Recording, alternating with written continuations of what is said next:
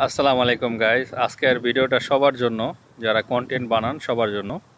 আপনারা যারা কন্টেন্ট বানান তারা ধরেন, এই যে আমি একটা ভিডিও করতেছি এখন, এই ভিডিওটা শুধু আমি আজকে এই আপনাদের রিলসে পাঠাবো। রিলসে পাঠানোর পরই আমি এই ডিলিট করে দিব এই ভিডিওটা।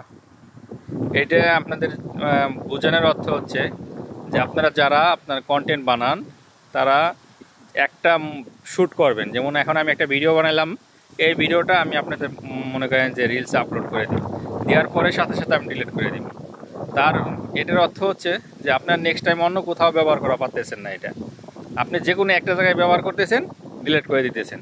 তাহলে আপনার জীবন আর কোনো দিনও আপনার কন্টেন্ট মনিটাইজেশন পলিসি কোনো দিনও আপনার মোবাইলে আসবে না।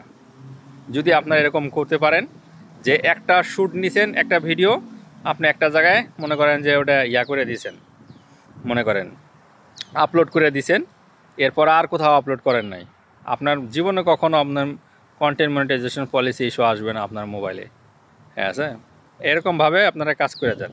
সবার জন্য আজকের ভিডিওটা, কেউ স্কিপ করবেন না। আপনারা আমার ভিডিওটা শুনেন যে আপনারা ভিডিও বানানোর সময় সবাই আপনি এরকম সিস্টেমে ভিডিও বানাবেন, বানানোর পরই ওই ভিডিওটা আপলোড করার পর সাথে সাথে মোবাইল থেকে ডিলিট করে দিবেন। তাহলে আর কোনো সমস্যা হবে না, কারণ ওই ভিডিও তার থাকবে না।